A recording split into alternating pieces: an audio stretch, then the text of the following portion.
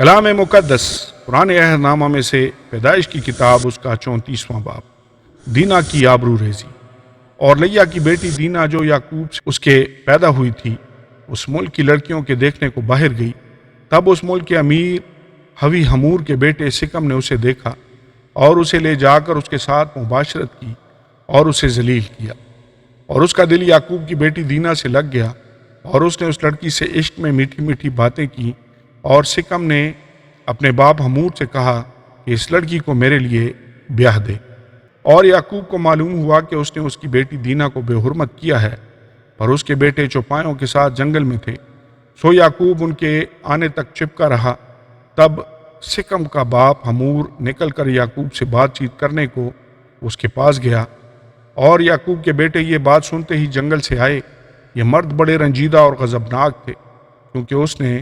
جو یعقوب کی بیٹی سے مباشرت کی تو بنی اسرائیل میں ایسا مکروہ فعل کیا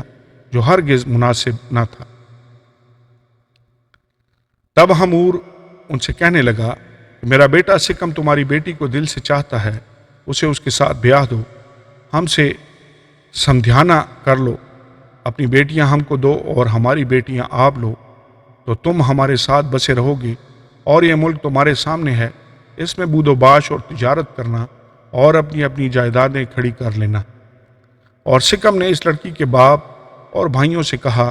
کہ مجھ پر بس تمہارے کرم کی نظر ہو جائے،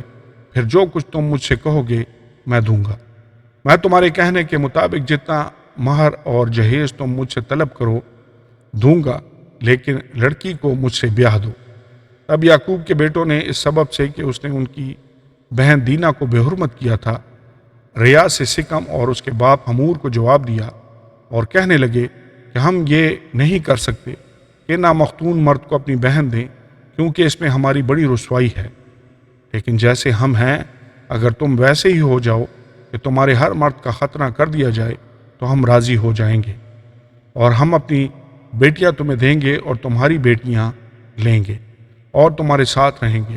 اور ہم سب ایک قوم ہو جائیں گے۔ اور اگر تم ختنہ کرانے کے لیے ہماری بات نہ مانو تو ہم اپنی لڑکی لے کر چلے جائیں گے۔ ان کی باتیں حمور اور اس کے بیٹے سکم کو پسند آئیں، اور اس جوان نے اس کام میں تاخیر نہ کی، کیونکہ اسے یعقوب کی بیٹی کا اشتیاق تھا، اور وہ اپنے باپ کے سارے گھرانے میں سب سے معزز تھا۔ پھر حمور اور اس کا بیٹا سکم اپنے شہر کے پھاٹک پر گئے اور اپنے شہر کے لوگوں سے یوں گفتگو کرنے لگے کہ یہ لوگ ہم سے میل جول رکھتے ہیں، بس وہ اس ملک میں رہ کر سوداگری کریں،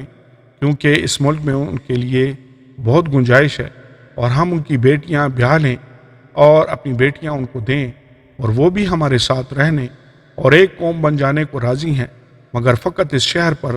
کہ ہم میں سے ہر مرد کا ختنہ کیا جائے جیسے ان کا ہوا ہے۔ کیا ان کے چوپائے اور مال اور سب جانور ہمارے نہ ہو جائیں گے؟ ہم فقط ان کی مان لیں اور وہ ہمارے ساتھ رہنے لگیں گے۔ تب ان سبوں نے جو اس کے شہر کے پھاٹک سے آیا جایا کرتے تھے حمور اور اس کے بیٹے سکم کی بات مانی، اور جتنے اس کے شہر کے پھاٹک سے آمد و رفت کرتے تھے ان میں سے ہر مرد نے ختنہ کرایا۔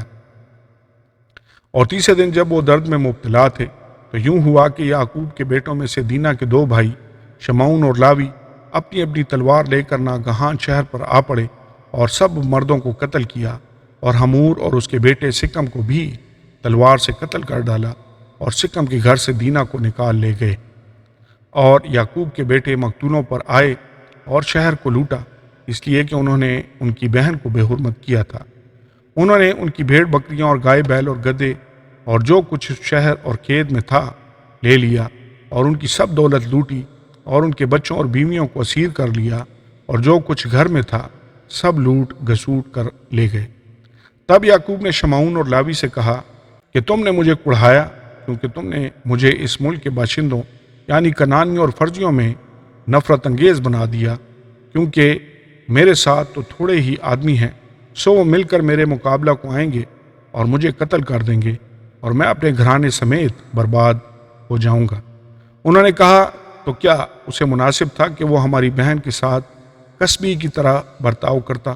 آمین اور آمین۔